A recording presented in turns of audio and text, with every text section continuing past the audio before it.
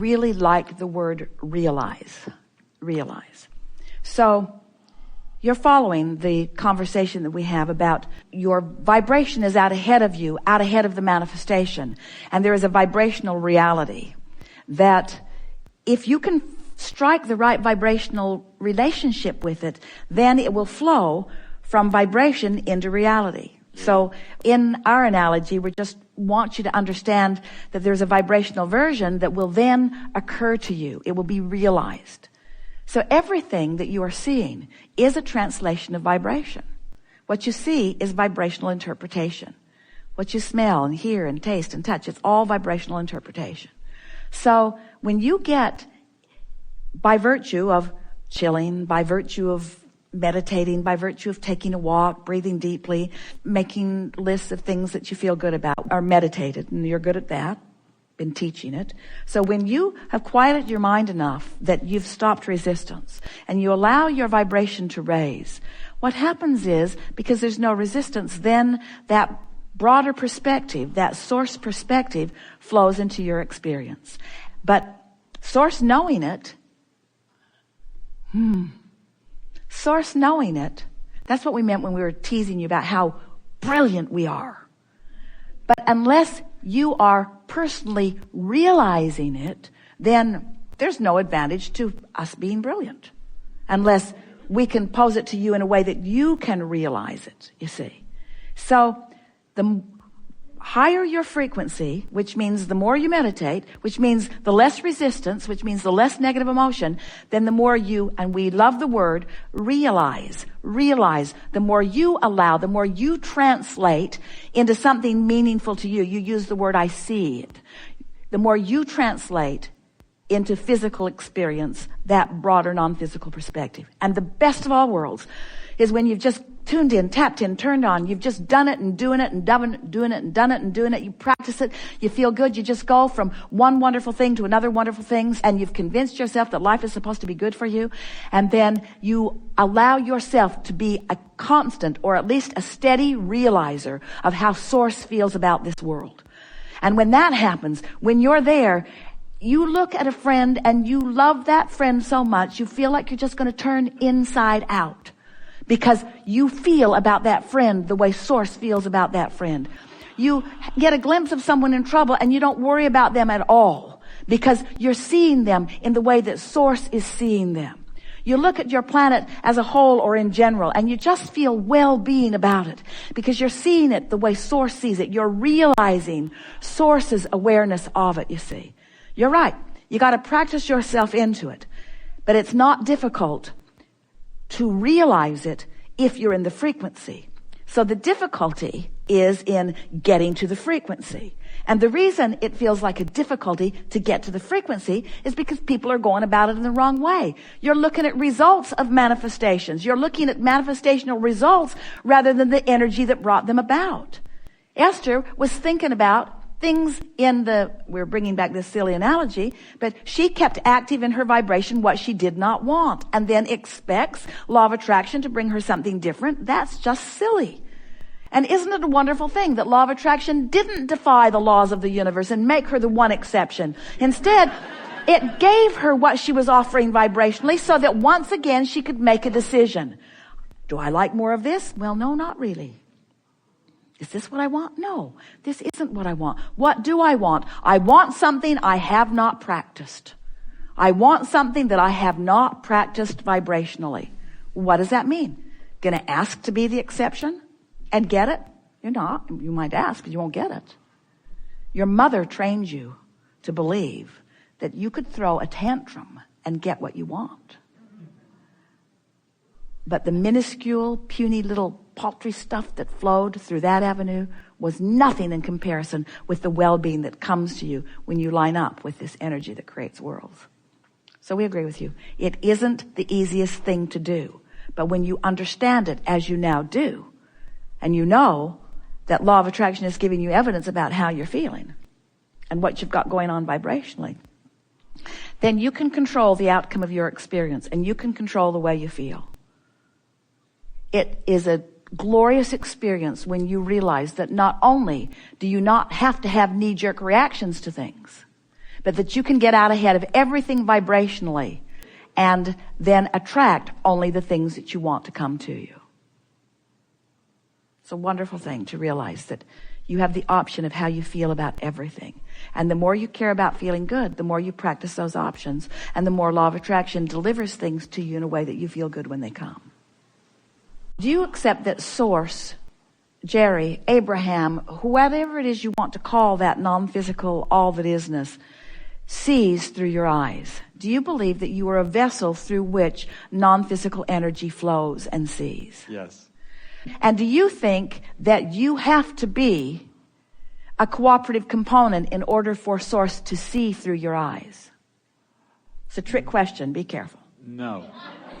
That's exactly right. So you don't have to be up to speed for Source to see through your eyes. But you do have to be up to speed for you to realize that Source is seeing through your eyes. Yes. You have to be up to speed before you get that bang for your buck. Yes.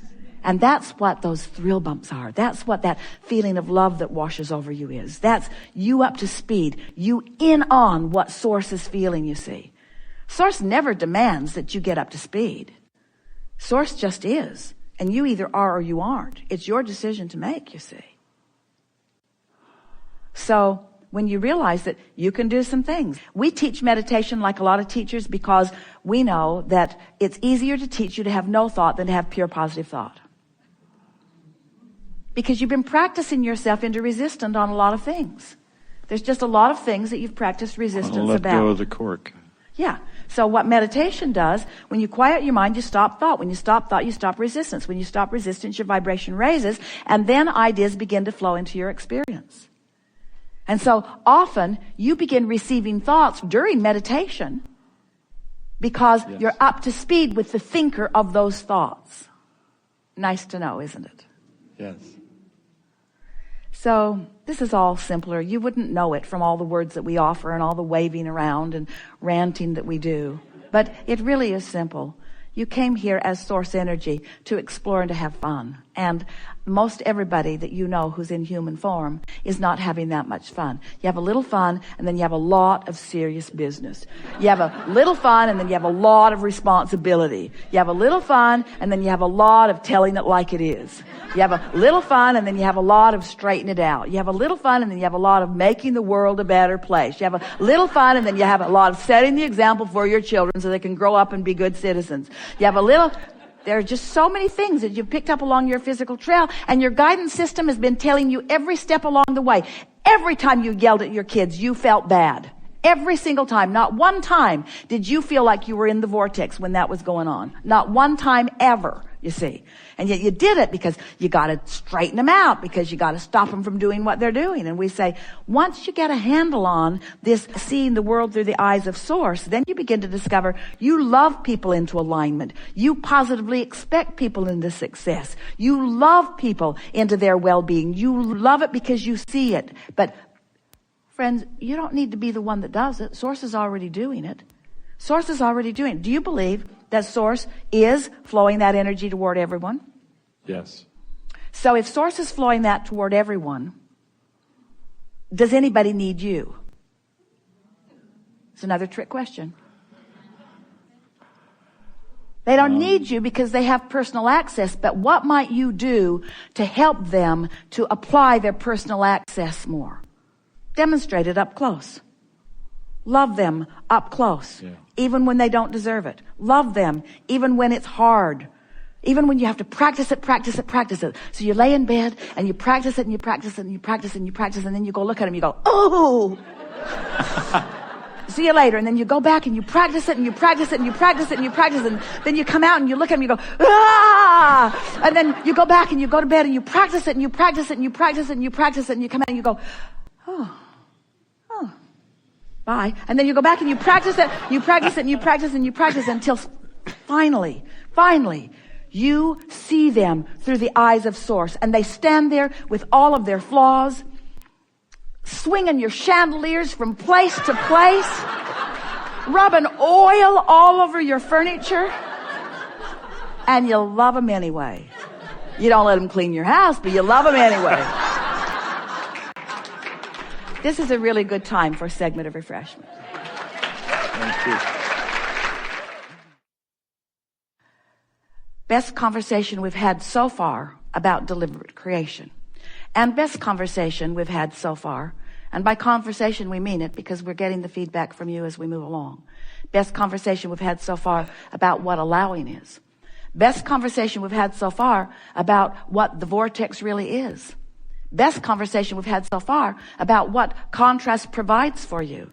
And best conversation we've had so far about how you stand eternally in a place of evolution. And since that is true, it's time for you to stop taking negative score about where you stand, because where you stand is perfect.